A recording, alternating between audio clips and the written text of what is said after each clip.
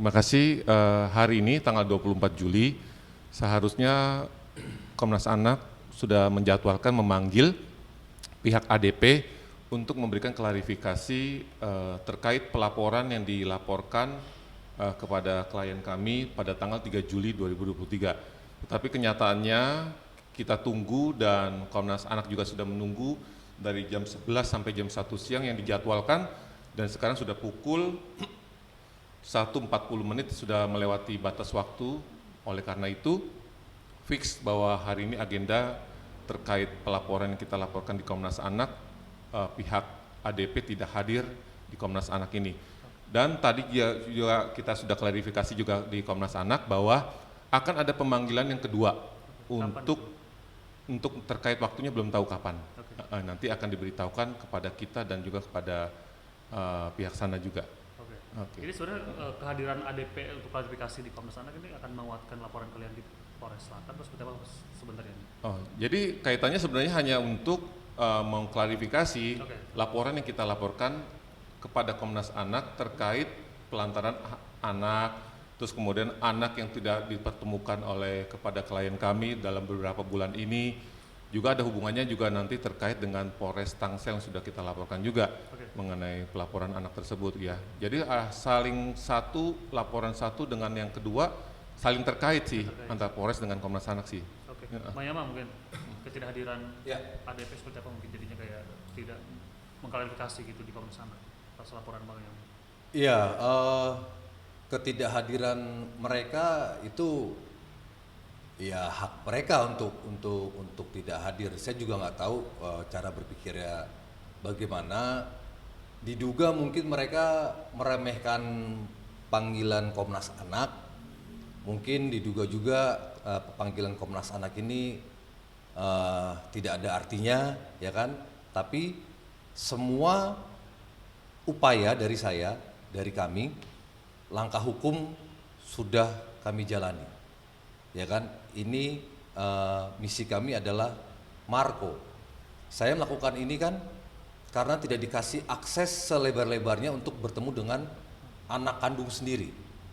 Mereka dan perempuan itu kan selalu menggunakan syarat, padahal negara belum memutuskan apa-apa, pengadilan belum memutuskan apa-apa. Orang tua kandung nggak boleh dikasih syarat ketika ingin bertemu dengan anak kandungnya. Ya, selama orang tua kandung itu, mohon maaf, sehat secara jasmani, rohani, dan mental, kejiwaan. Dia bebas-bebas saja. Meskipun negara juga sudah memutuskan hak asuh di mana, tetap orang tua kandung tidak boleh dikasih batasan untuk ketemu dengan anak kandungnya, apalagi dikasih syarat. Pihak sana kan duganya kan mau sok-sok kuat kan. Masa saya mau ketemu sama anak kandung saya harus ada pengawalan dari pihak si perempuan. Itu aturan dari mana coba?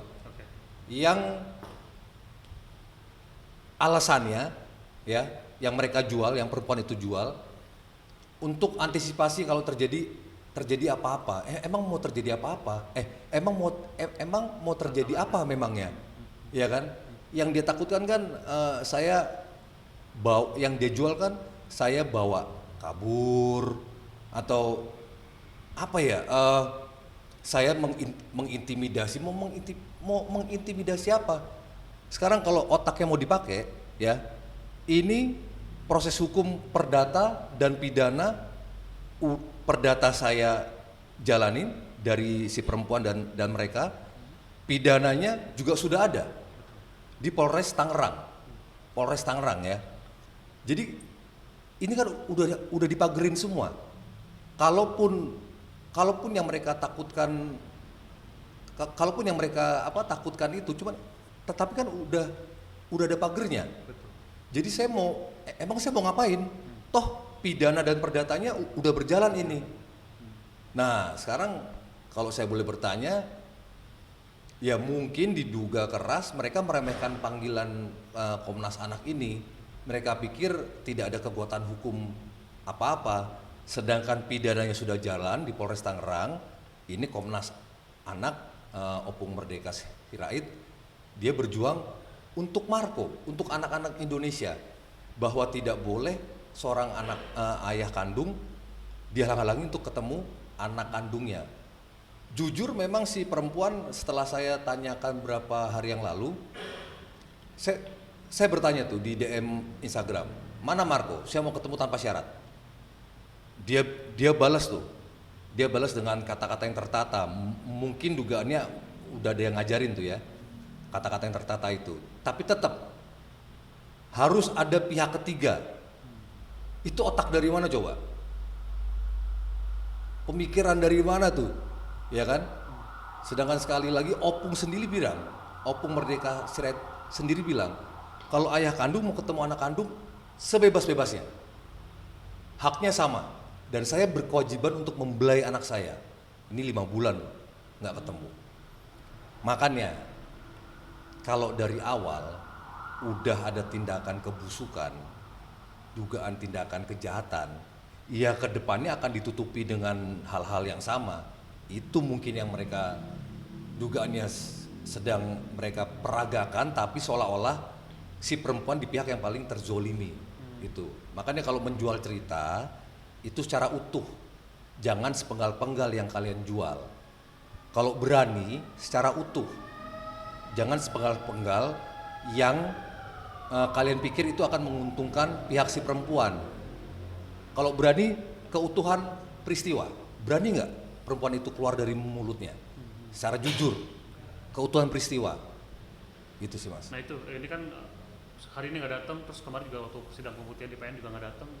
Ada dugaan ketidakseriusan dari pihak sana nggak sih menurut Mas Yaman? Dari sisi hukum perlu diklarifikasi juga, dijelaskan bahwa jika dari pihak prinsipal penggugat nggak datang, asal diwakilkan oleh kuasa hukum nggak masalah juga, gitu ya. Tapi kalau untuk Komnas Anak juga sama, jika tidak hadir, semestinya sih ada aturan mainnya adalah memberikan informasi gitu atau menyurati Komnas Anak, mengabari ketidakhadiran hari ini melalui kuasa hukum juga boleh. Kalau prinsipal lebih bagus lagi, gitu aja sih. Gimana Bang Yaman? Maksudnya kayak ini orang kok nggak muncul-muncul gitu? Ya kalau menurut saya harusnya kan penggugat itu dia yang membuktikan. Seharusnya ya, ketika dia ingin membuktikan suatu kebenaran, ya kau sebagai narasumbernya, sebagai penggugatnya ya, atau istilahnya prinsipal, ya hadir untuk menguatkan semua bukti-buktimu. Tapi di sini saya, meskipun saya tergugat, saya yang sedang membongkar dugaan kebusukan dan kejahatan yang sedang mereka perbuat. Maka dari itu, ketika sebenarnya sebelum sidang pembuktian pun saya udah saya hampir selalu hadir. Apalagi setelah masuk agenda sidang pembuktian. Saya memang udah bertekad saya harus ada di tengah-tengah kuasa hukum saya. Jadi, nah bukti yang kami tampilkan itu semuanya asli ke copy, asli di print, terus beserta saya sebagai narasumbernya, pembandingnya. Jadi ketika Yang Mulia minta pembanding, saya ada. Terus ketika minta yang asli, saya ada. Nah beda dengan ya mungkin itu ya hak dan strategi si perempuan ya, mungkin udah percaya diri atau ya saya sih izinkan saya untuk berpikir lebih tajam lagi, ada apa ini dengan bukti yang kami pegang 39 bukti itu udah disortir. Itu pun udah disortir melawan 16 bukti dari mereka tuh kopi ke kopi ya Bang ya? Kopi ke kopi loh. Sudah kopi ke kopi tanpa dihadiri prinsipal. Tapi kok sepercaya diri itu ya? Gitu. Ya kan? Kok sepercaya diri itu di PN Tangerang? Ya. Tapi kami masih meyakini hakim yang mulia dan para petugas PN Tangerang, mereka adalah orang-orang yang jujur, yang bersih, yang objektif melihat kasus saya ini. Kami tidak berharap siapa yang menang atau siapa yang kalah, tapi kami berharap keadilan bisa kami dapatkan berdasarkan bukti dan fakta yang kami pegang, yang kami perjuangkan di pengadilan Negeri Tangerang. Itu sih. Karena saya sebagai tergugat mau kemana lagi sekarang? Mengadu di tempat yang resmi ya Bang ya? Negara. Di mana lagi saya minta keadilan? Saya digugat di PN Tangerang. Ya udah saya berjuang dengan fakta dan bukti yang kami punya di PN Tangerang. Gitu sih Mas. Oke. Nah ini mengenai bukti, sempat ada perkataan dari pihak sana mengatakan bahwa siapapun lelaki yang berfoto dengan ADP itu menjadi bukti kalian, katanya, kata pihak mereka berkata seperti itu. Bahkan katanya pengawalan dari pihak ADP pun yang seorang brimob menjadi bukti itu sudah ada klarifikasi dari mungkin Bang Yama mengenai. Oke. Mohon maaf ini. Brimob ya. Kami pastikan, mohon maaf, oknum berseragam itu bukan dari kesatuan Brimob. Itu satu. Ya. Kedua,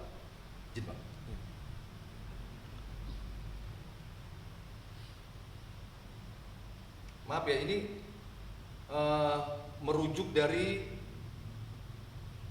tayangan hasil wawancara pihak sana. Ya, tolong jangan dipotong ini ya.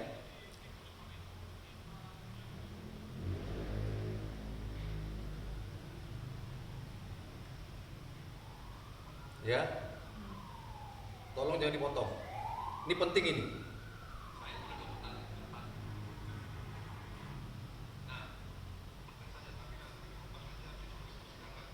Bentar.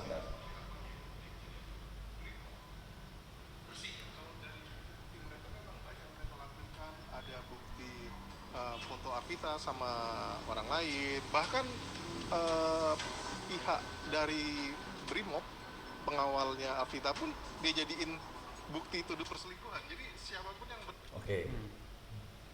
Gimana? Pihak dari Brimob, pengawal Arvita. Saya masyarakat awam ya. Saya masyarakat bodoh ya.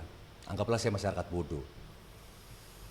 Mohon maaf nih, oknum berseragam yang saya maksud, data yang kami pegang, satu, itu bukan dari satuan Brimob. Saya pastikan dugaan keras bukan dari satuan Brimob dan bukan dari satuan Sabara. Itu poin yang pertama. Kedua, tadi si pendamping bilang pengawal Arvita, pihak dari Brimob, nih keutuhan narasinya ya, pihak dari Brimob pengawal Arvita. Ada kata-kata di situ tuh, pengawal Arvita. Sekarang saya boleh bertanya nggak? Kalau dia sudah menyebutkan satuan dari salah satu institusi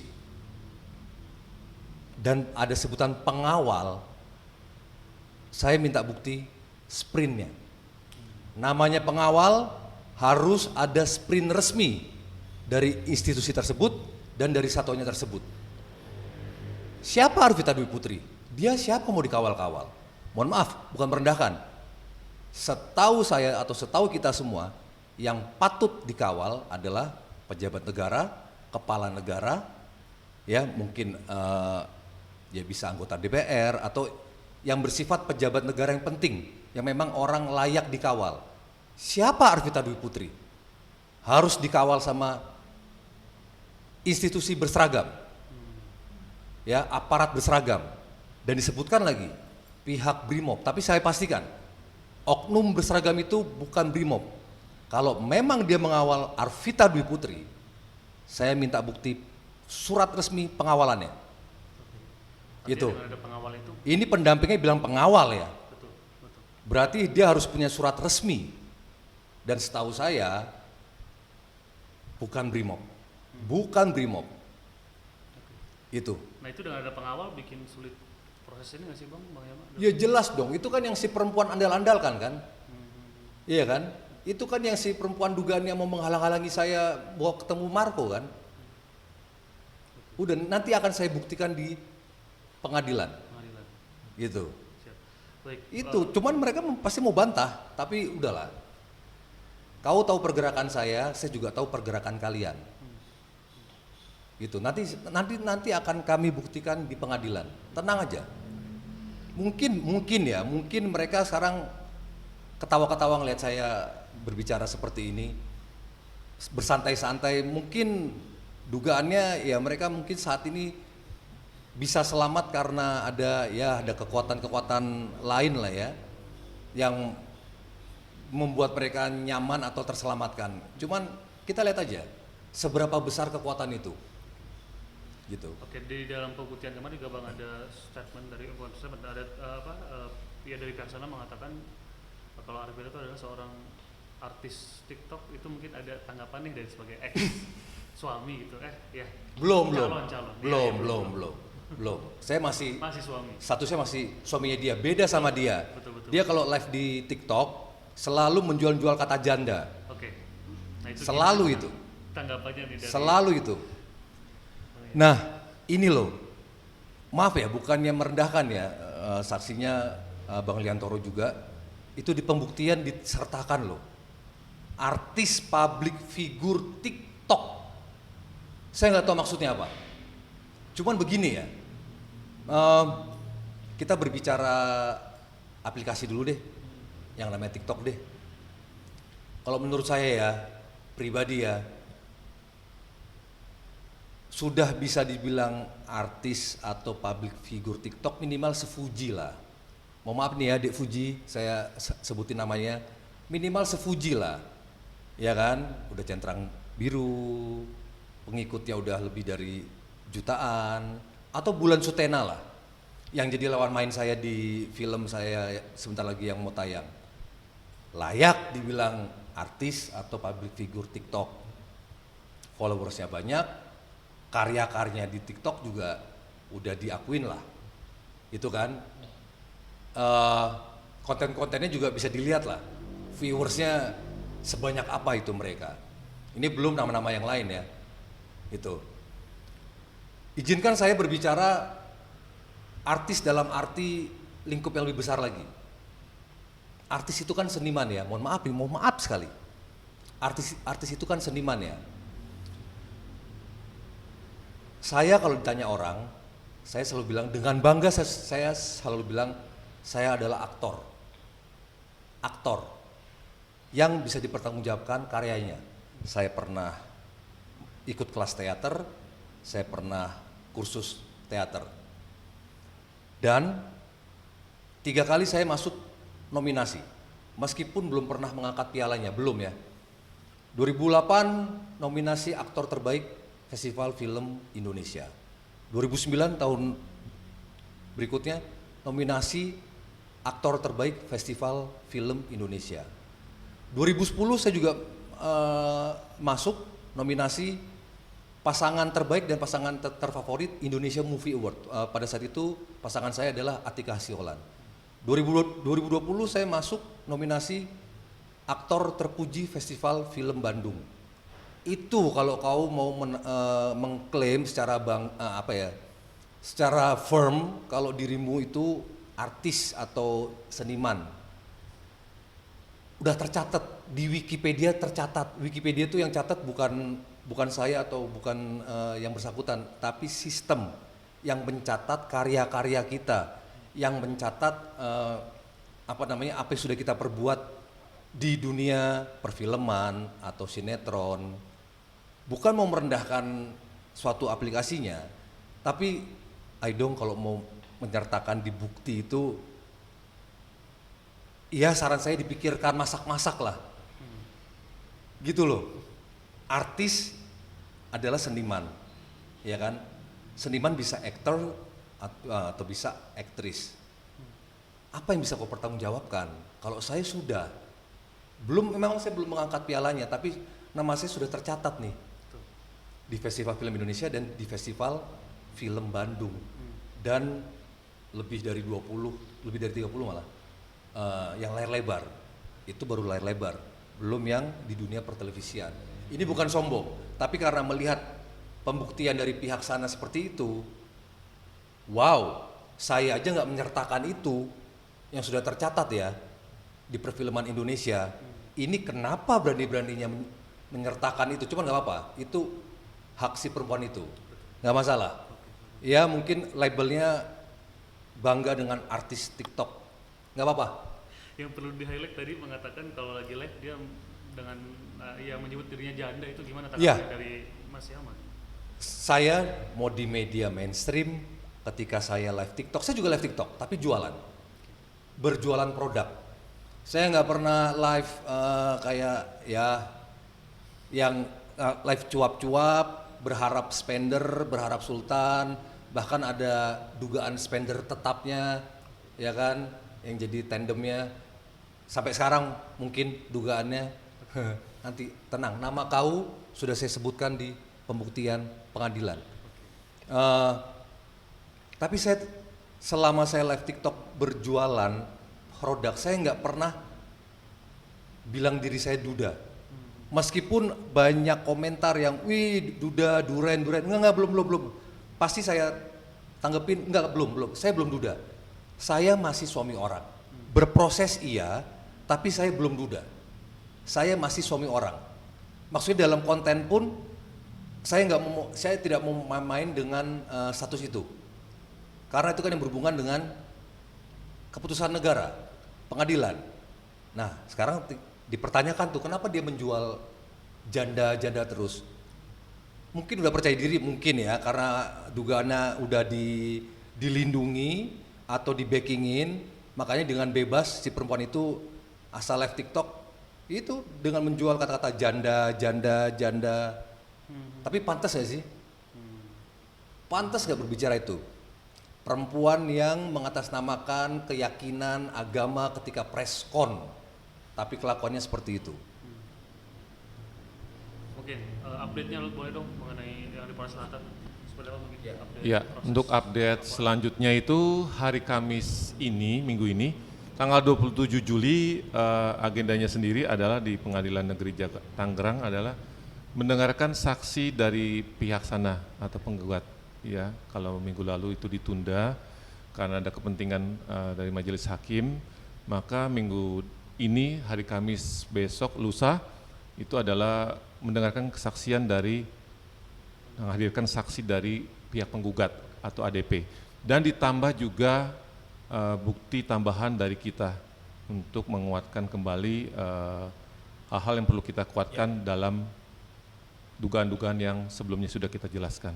Ya. Kalau Polres Selatan sudah ada update mungkin? Kalau Polres Jakarta Selatan terakhir adalah Tangsel ya, sorry, ya Polres Polres Tangsel, sorry, itu sudah ada update. Terakhir adalah pemanggilan yang ketiga kalinya oleh pihak terlapor dan hadir satu kali untuk dimintai klarifikasi atau penjelasan atau interview dari pihak Polres Tangerang Selatan.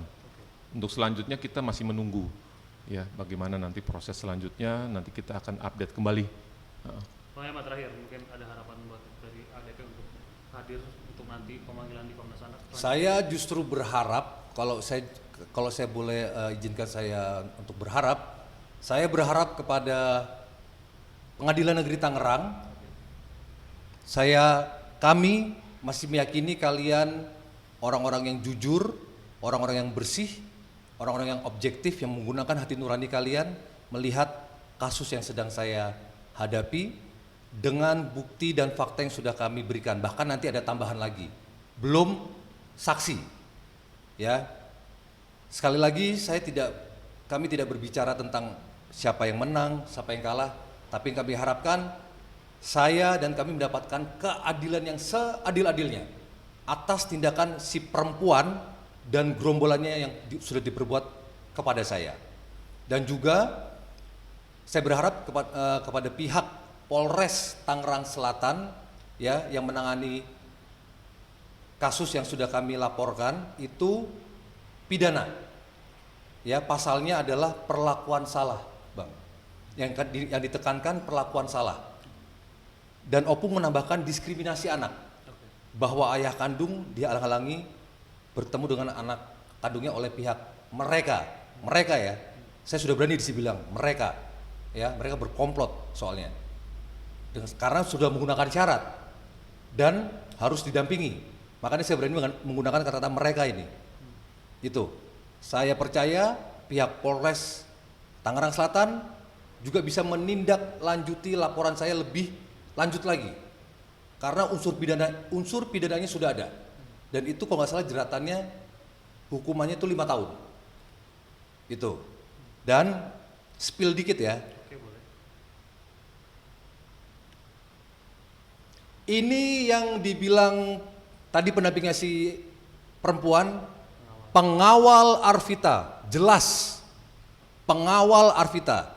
Saya mau bertanya, apakah dia punya sprint resmi dari negara, dari institusi untuk mengawal Arvita Dwi Putri? Jika ada, tolong tunjukkan dari negara, institusi resmi. Rencananya Tunjukkan. akan mungkin dibawa ke jalur hukum kalau misalkan itu Nanti kita lihat. nanti dilihat dulu. Kemudian